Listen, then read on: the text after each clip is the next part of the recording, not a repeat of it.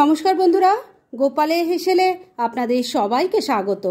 একঘেয়ে সবজি খেতে খেতে আমার নিজেরই আজকে ভীষণ বোর লাগছিল, তাই আজকে তৈরি করে ফেললাম দারুণ টেস্টি আর ভীষণ ইজি মিনি মোগলাই নিরামিষ তরকারির রেসিপি।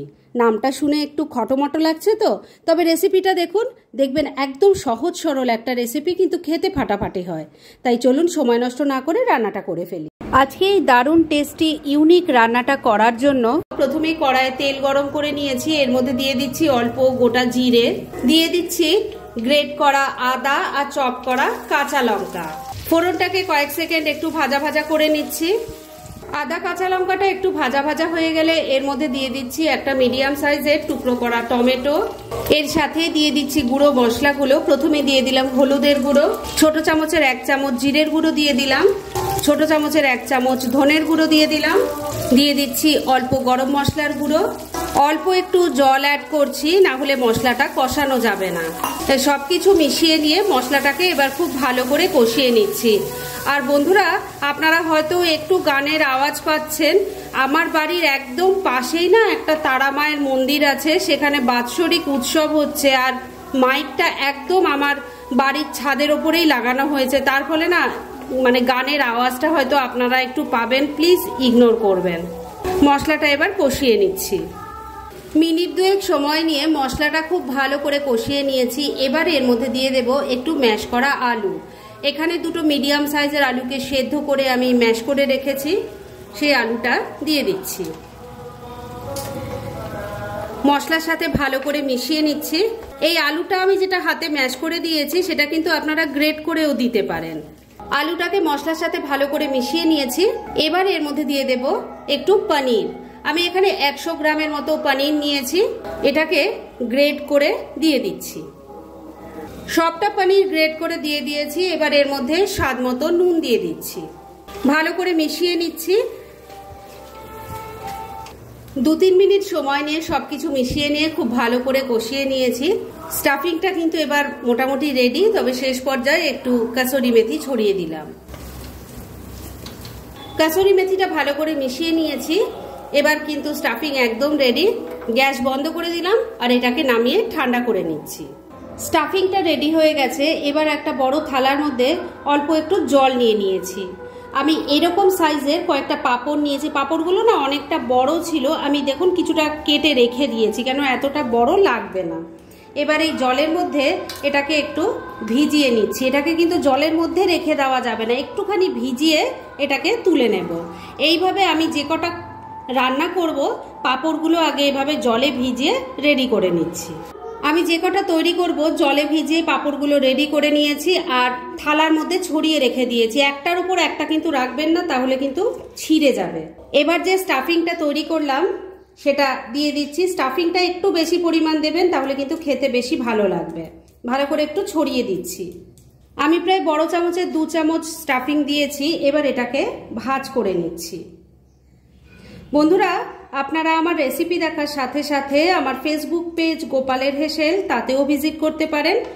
ডেসক্রিপশন বক্সে লিংক দেওয়া আছে। দেখুন একটা তৈরি করে নিয়েছি। এইভাবে তাহলে আমি সবকটা তৈরি করে নিয়ে তারপর নেক্সট স্টেপের দিকে এগোচ্ছি। সবকটা পাঁপড় পুর ভরে রেডি করে নিয়েছি আর এবার এগুলোকে ভেজে নেব। সেজন্য কড়াইয়ে তেল গরম করে নিয়েছি। যে দিকটা ফোল্ড করা হয়েছে সেই দিকটা কিন্তু তেলের মধ্যে আগে দিতে হবে। আর এগুলো দেওয়ার সঙ্গে সঙ্গেই কিন্তু দেখবেন ফুলে উঠবে। পাঁপড় তো খুব বেশি সময় তেলের মধ্যে দিয়ে কিন্তু ভাজার কোনো দরকার নেই। একটা পুর ভরা পাঁপড় আমি উল্টে পাল্টে ভালো করে ভেজে নিয়েছি। এবার এটা তেল ঝরিয়ে তুলে নিচ্ছি। দেখুন একদম মোগলাইয়ের মতো দেখতে হয়েছে না? এজন্যই কিন্তু এটার নাম আমি দিয়েছি নিরামিষ মোগলাইয়ের তরকারি। খেতে কিন্তু সত্যি অপূর্ব হয়। আর এগুলো চা কফির সাথেও কিন্তু খেতে ভীষণ ভালো লাগবে। আর একবার ভাজা হয়ে গেলে এগুলো কিন্তু আর ভেঙে যাওয়া বা ছিঁড়ে যাওয়ার কোনো চান্স থাকবে না। যাই হোক, একটা তো ভাজা হয়ে গেছে, তুলে নিচ্ছি। এইভাবে আমি সবকটা ভেজে নিয়ে তারপর নেক্সট স্টেপের দিকে এগোচ্ছি। সবকটা ভেজে তুলে নিয়েছি। এবার ভাজার পর অনেকটা তেল ছিল, আমি কমিয়ে রেখে দিয়েছি, কেননা অতটা তেল গ্রেভি তৈরির জন্য লাগবে না। এবার এই অল্প তেলের মধ্যে দিয়ে দিলাম অল্প গোটা জিরে, দিয়ে দিচ্ছি একটা তেজপাতা, একটা শুকনো লঙ্কা। ফোড়নটাকে একটু ভাজা ভাজা করে নিচ্ছি।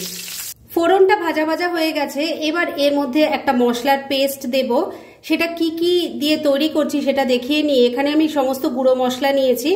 আছে হলুদের গুঁড়ো, কাশ্মীরি মির্চ পাউডার, ছোট চামচের 1 চামচ জিরের গুঁড়ো, ছোট চামচের 1 চামচ ধনের গুঁড়ো আছে, অল্প গরম মশলার গুঁড়ো নিয়েছি।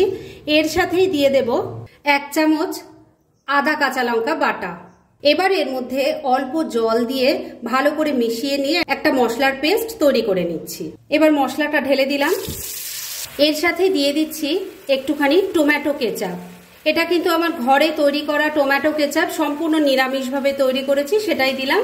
স্বাদ মতো নুন দিয়ে দিলাম, অল্প একটু চিনিও দিয়ে দিলাম।